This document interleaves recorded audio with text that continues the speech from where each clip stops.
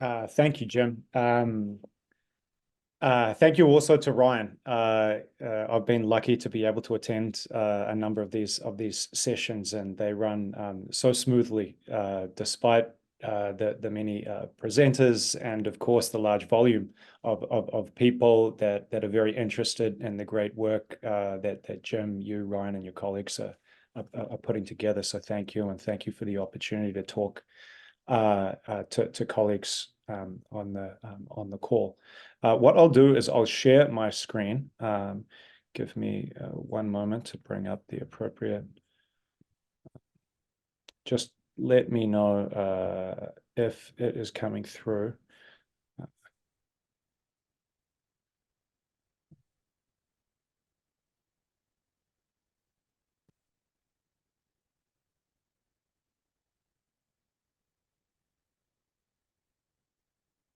Is it coming through now, Jim? Yes, we've Very got you. good. Okay. So Peloria develops models. Our team develops models employing social science informed approaches to AI, and that was based on some how can I say, unfortunate experiences here in the bank and the UN, where some of the big tech company or industry players were generous enough to second some of their best and brightest, but of course they infused some of the bias that we all have from our own very individual lived experiences into the decisions around what phenomena, what data best measures that phenomena, how you curate that data before we even get to the decisions around the design of the experiments. And so much of it didn't turn out so well. And that then informed an approach during a process called Pathways for Peace, which was the first time the bank and the UN sort of co-published anything on sort of peace and security issues, where we sought to try to synthesize at least what we think we know about what drives change in levels of violence. And it was very much focused on social group specific grievances around access to political power, land and resources, public services, and justice and security. And so a big omission in my mind was that of the measurement of the relationship between perceptions and change in reality. So, of course, the bank and the UN pour a lot of time and resources into measuring the extent to which social groups are excluded from these things, but not to the same extent whether their perceptions of whether they are related, let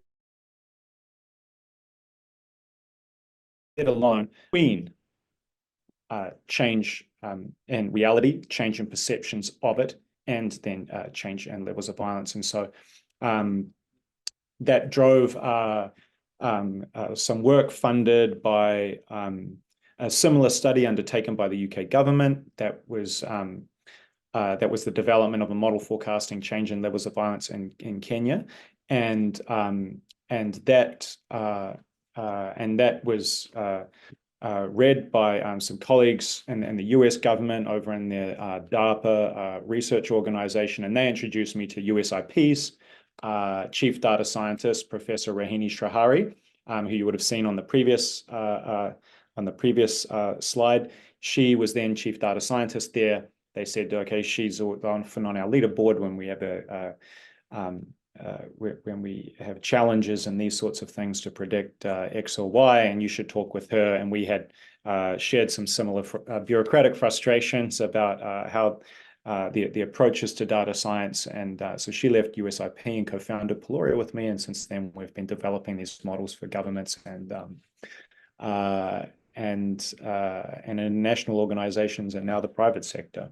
And so fundamentally, we see as critical multidisciplinary context-specific expertise, as well as lived experience from the context that we are examining as critical to identifying what phenomena in the natural world, the social world, the built world, as well as what language about those phenomena and whose language may be most material, right? And so that informs the development of models that firstly forecast change in a dependent variable, whether it's displacement or violence, and then we engage in ablation and integrated gradient analysis to identify what configuration of real and perceived phenomena is most associated with change, right? And so that informs that then informs more precision on the part of development and other actors as to what they do, at what scale, and what locations, with what collaborators,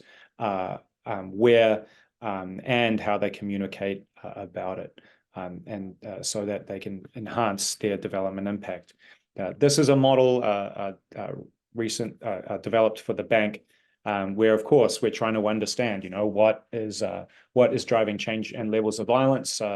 The bank has a large project that is to some extent stepping into the void. It's called Stabilization and Recovery in Eastern Democratic Republic of Congo project, in a context where now the United Nations peacekeeping mission is drawing down. And so in that project, we will have this model which has been developed as a proof of concept and rendered live to help inform within project iteration of what is done at what time. And of course, the model attempts to consider and account for all these different factors. And of course, there are data omissions. There are things we can't get, right? So we can't go to neighboring governments and ask them, okay, like what volume of weapons are going across your borders, known or unknown. So there are a number of phenomena that we cannot account for, but we are able to account for a large number in both the natural world, social world, and built world, as well as online language and local languages, as well as more mainstream languages across both social media, news, and even radio. And what we were doing in DRC is not just forecasting, but also testing for relationships between and among variables, so that we can start to develop hypotheses about the potential causal pathways, say, for example, from climate change through change in crop type, crop yield, crop failure, to commodity prices, particularly key foodstuffs, to language about the cost of food, attribution of who has agency, whether it's market makers or politicians or ethnic leaders, or actors from foreign countries, and to see how those configurations of phenomena, both real and perceived, drive change in, or may drive change in levels of violence, right? And then that can inform subsequent econometric and other data science methods to further tease out the significance of the, shall I say, sequential relationship between phenomena, because there can always be other variables that may be acting in as we might say, as lurking variables is the term in social science. So here on the left, you might see, for example, just some correlation, right? So rather than just individual variables, looking at how variables act in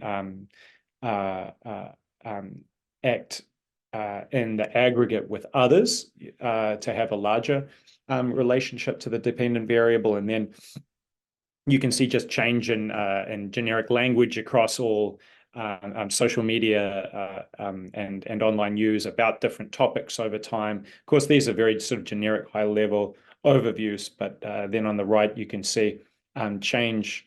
You can see predicted versus actual. So this was a really poor comparative to what we're usually able to achieve. This is a very poorly performing model. Unfortunately, the test phase fell exactly when COVID began. And so we had anomalous data right across all the phenomena. But what we were able to do is then account for that phenomena, right? So when the bank was also looking at developing a project called the Horn of Africa Drive Project, which is looking at risk relating to increased agropastoralist movements across one of the most severely climate affected, but almost also data scarce territories in the world. We need to know who is where. And of course, census data that might be carried out once every 10 years is not going to be sufficient for that. And so we had to develop a dependent variable. And for that, we obtained monthly imagery of 56 towns and cities for 5 years so that we could then develop an object classification model that could classify the number and density of built structures in those towns and cities as a proxy for change in population, and then develop a model predicting that change and identifying the significance of all these different factors and driving that change. And you'll see on the right-hand side in this model, we accounted for change in actual reported numbers of COVID infections, as well as COVID-related deaths, as well as daily change in government response, including economic response, but also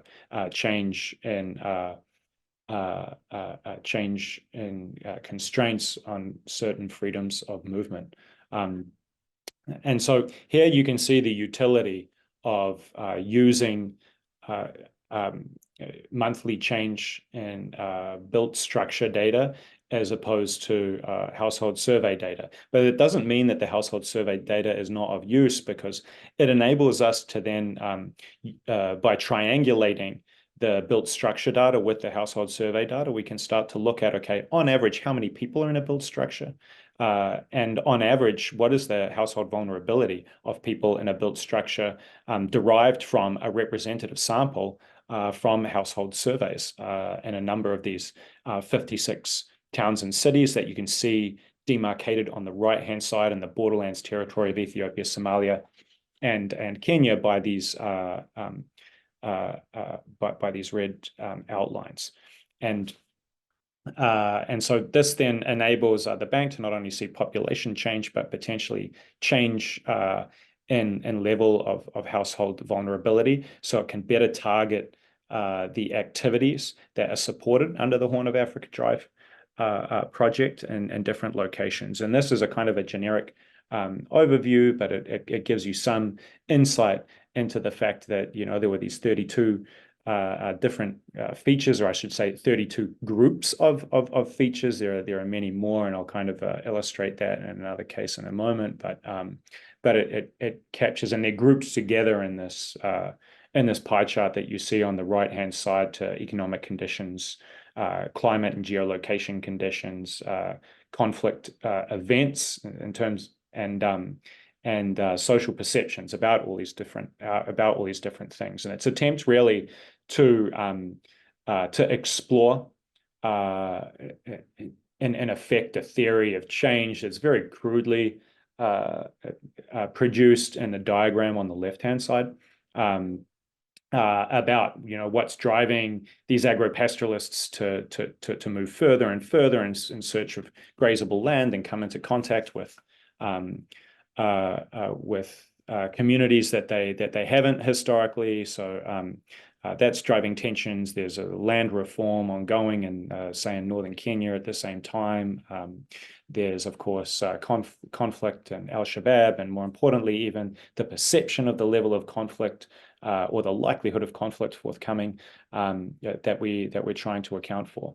And those perceptions we're accounting for in local languages, but also across different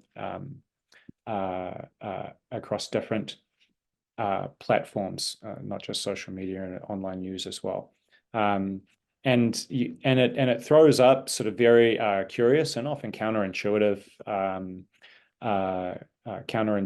results, right? Like, so, and again, it's not just the multidisciplinary expertise on the region in informing the development of the model, but also in helping us to explain the significance or non-significance of different phenomena, right? So we had not just Professor Strahari and a team of data scientists, but also, of course, climate scientist, Professor Christopher Tressos, who's co-lead author of the IPCC February report that goes to the social and ecological externalities of climate change. And this is his area of specialization. So when I'm asking him, okay, when it comes to climate, why is precipitation in this area that's apparently drying up and so severely drought affected, so sort of relatively inconsequential?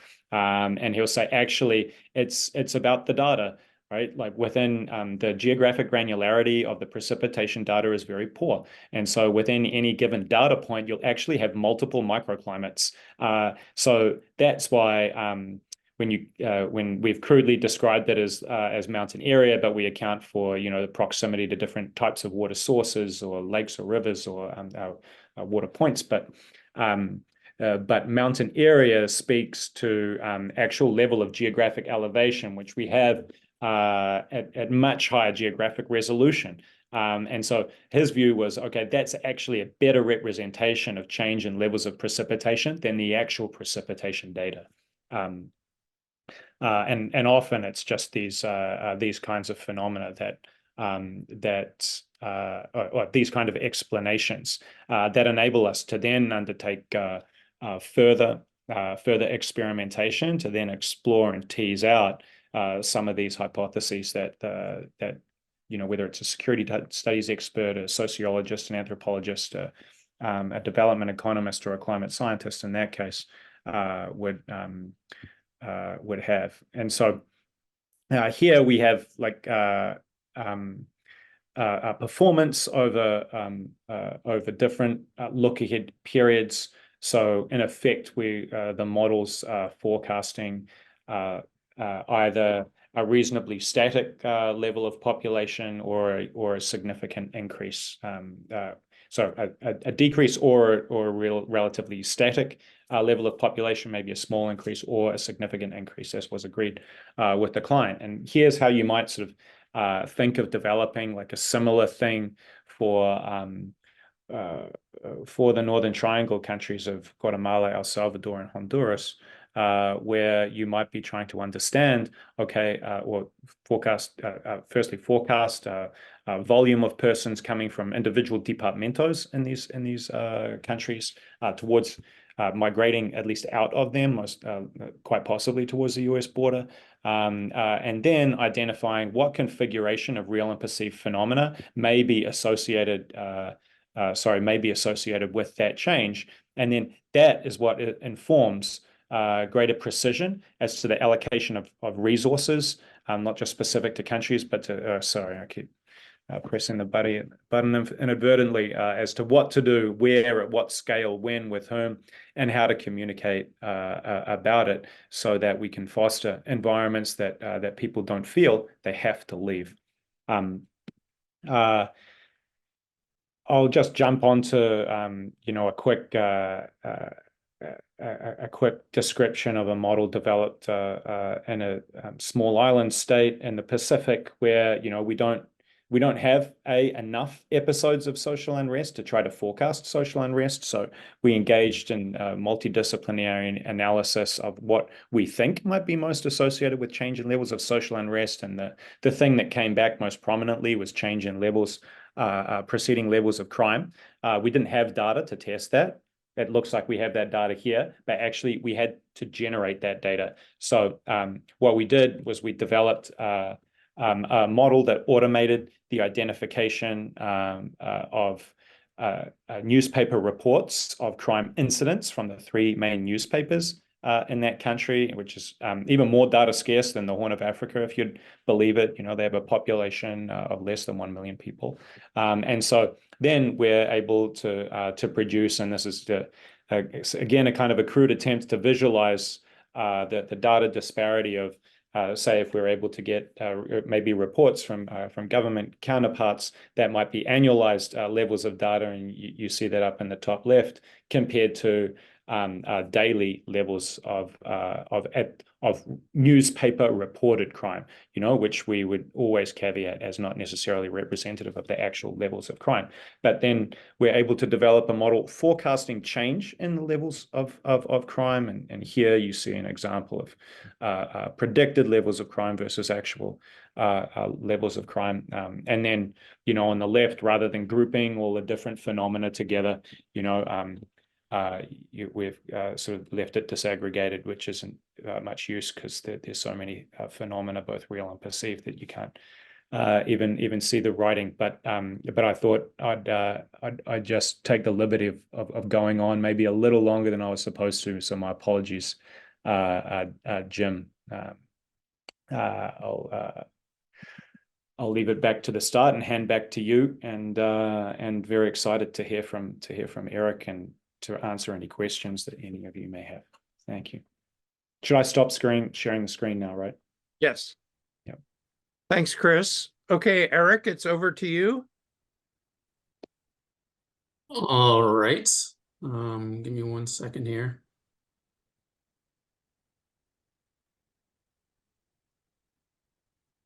Can you see that? Yes.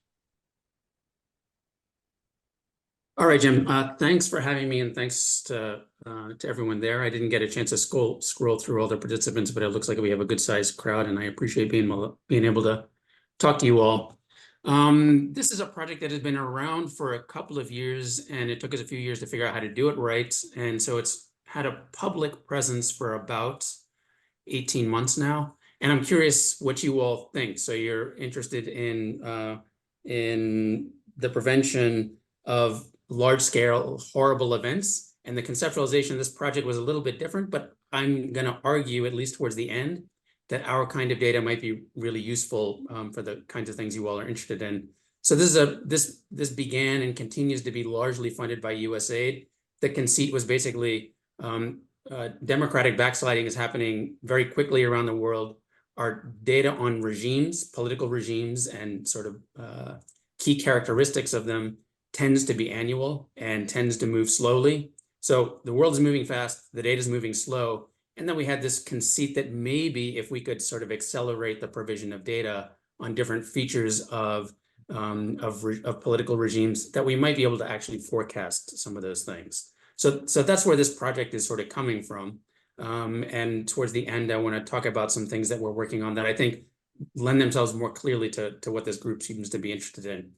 Okay, so the big starting point for us was to talk to a bunch of USAID folks and State Department folks and international NGOs and local NGOs around the world that are interested in sort of defending and promoting democracy, resisting the sort of push towards authoritarianism. And there were two things that folks kept mentioning. A is we need better awareness. We need better information about what's going on now. So a sense that the data that everyone was looking at was just moving too slowly.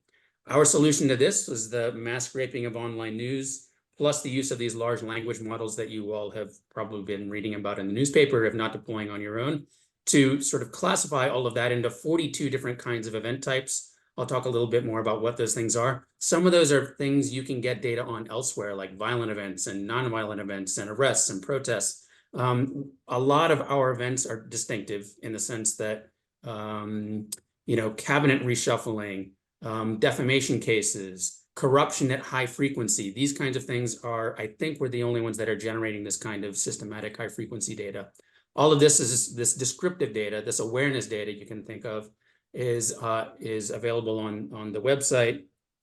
The second part of what we're doing is using predictive analytics, the type of which Chris was just talking about, to see when and if we can forecast different features of civic space or change or specific features of political regimes. And here we're not using the fanciest forecasting models because we wanted to focus a lot on interpretability, and our policy audience was very interested in what are the drivers of the forecasts. And so, so we focus on these interpretable models that allow one to sort of see what is pushing the model around one way or another. All of this is put in what we call a civic space early warning system, and I'll show you a screenshot of that in just a minute. How does this actually work? Okay, So we have essentially 300 plus news sources, 35 languages. I actually think as of earlier this week, we're at 36 languages. We have 110 million news articles, and this is from 2012 to basically last month for 60 countries. We're increasing the number of countries at the pace of about 1 a month, so this will steadily grow, albeit slowly. There are two features of this data that I think are very distinctive. One is the overwhelming majority of our data is from local news sources. So one of the things that, I mean, there are other big data projects out there. Many of those big data projects are focusing on international news sources. And one of the things that we've learned is that if you want to understand what's going on in sort of arrests or legal changes or defamation cases or cabinet reshuffles in Guatemala or Senegal or Benin or whatever, you cannot rely on international news sources. You get a very distorted view. You just miss an awful lot, and you get a very distorted view of what's going on in these places. So we spend a lot of time basically collecting. We're doing this ourselves. We're scraping this ourselves.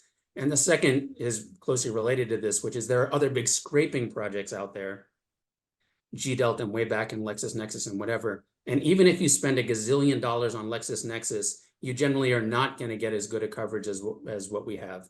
So if folks are interested in sort of web architecture and the weird features of trying to collect national news media data from Senegal, like we have a bunch of analysis of like how we're doing versus other big scraping projects out there. And the difference is that we have a person whose sole job is to keep up with these things. And if you use something like GDELT or Wayback, what you're getting is almost all machine coded data that no one is really paying attention to. And there are a lot of mistakes there. So we have a very unique corpus of news for all these countries. Ultimately, we turn that into, this is sort of the end product. This is an attempt to synthesize many forecasting models into as sort of concise an amount of information as we can. We think of this civic space early warning system as sort of an introduction to the other data presentation tools on the website. And basically, if you go to this live, you can click on a country, it will tell you what's being forecast, and it will give you a link to a report and allow you then access to visualizations of different features of the data. And you can see that there are different things going on here, where we have a pretty conservative approach to putting forecasts out into the world. We don't want to raise alarm when we're not very confident in the models, i.e. when things are just hard to predict. So when we have low forecast accuracy, we just say, rather than telling you that we're forecasting an increase in protests in Uganda when the actual underlying model is not all that great, we just don't put anything out there. So when we say we're forecasting an increase in activity, we're generally pretty confident about that. You'll see some of these are password protected. That's because of sensitivities associated with US missions. If you're interested in those countries, it is really not hard to get the data. In fact, we want to get the data out, and just let us know and we'll give it to you. Okay, so this is sort of the intro. If you dig into the website, you can get a sense of what all is out there. So here's on the left here, you can see that this is, you select a country. Here you get a bunch of civic space event types. As I mentioned before, a lot of these, some of these you can get elsewhere, like data on non-lethal violence and lethal violence, election irregularities, censorship, arrests, civic activism, corruption. These are things that I don't think you're going to be able to find elsewhere. So this just plots the data over time. This is data for Uganda.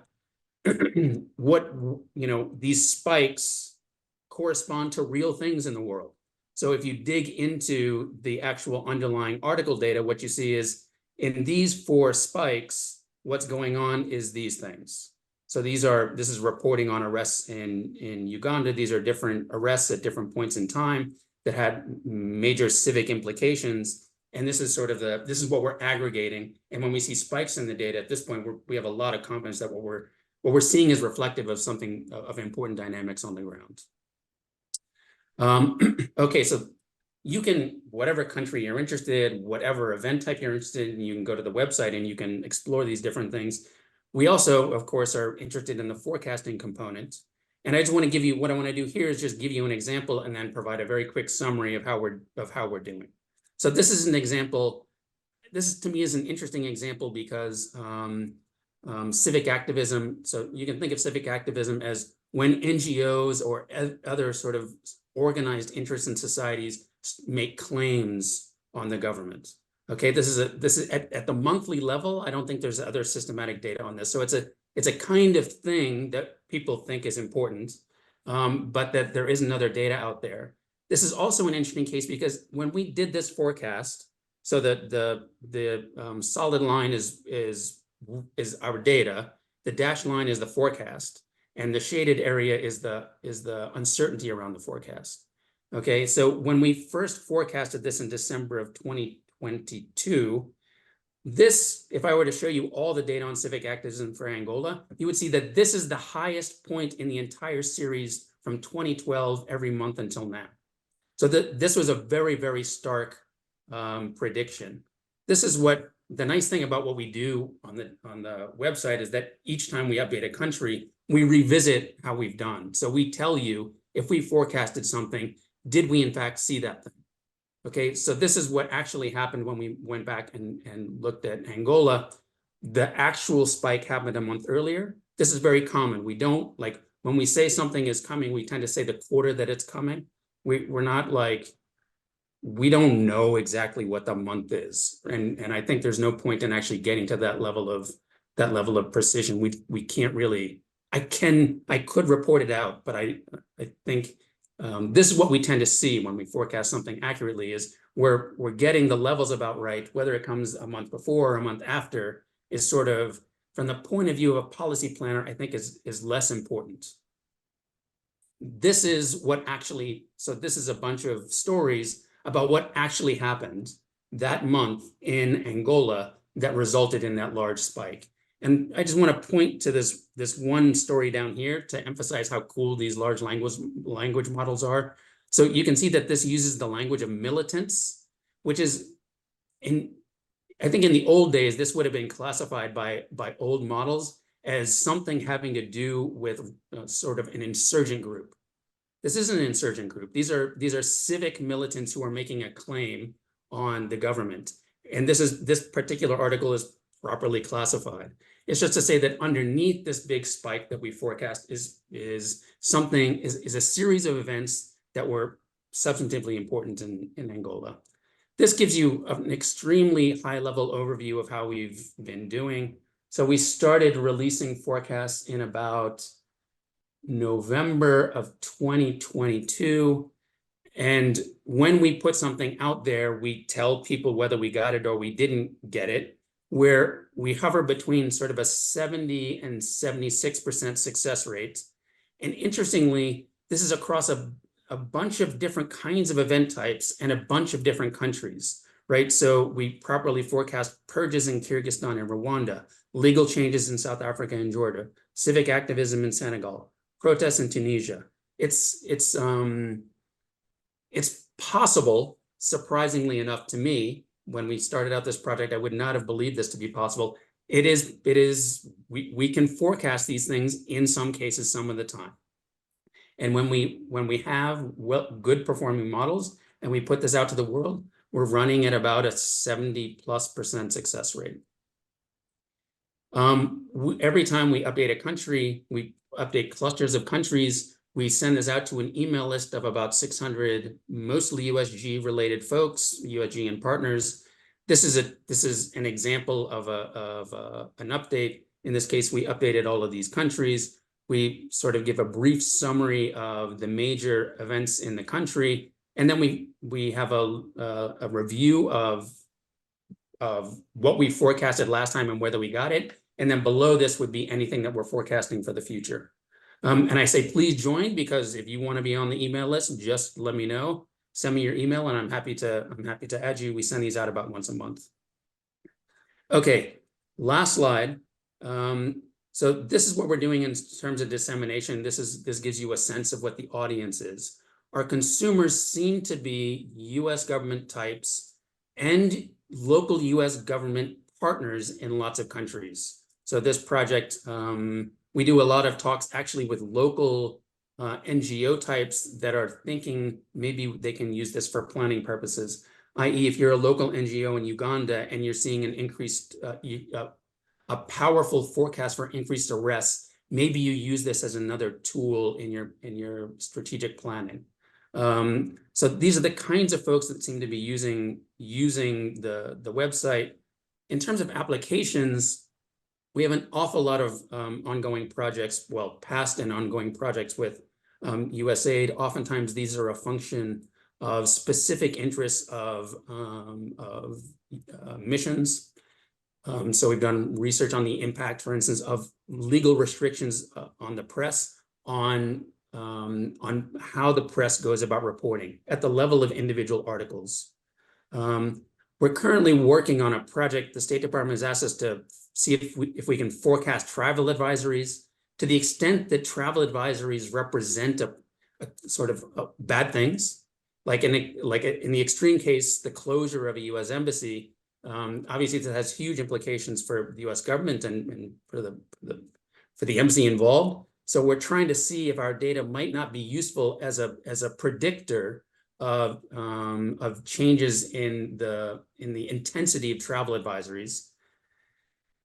We're working with IOM. So IOM is the data that the world has, the DTM data on forced displacement flows. This is problematic data, but it is the best that we have.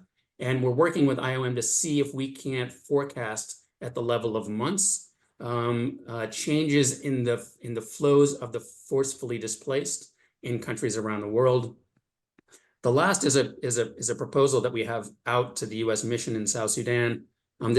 South Sudan is at Tinderbox, where we've been detecting worrying things for a number of quarters now, and where you have a triple displacement crisis impacting the country.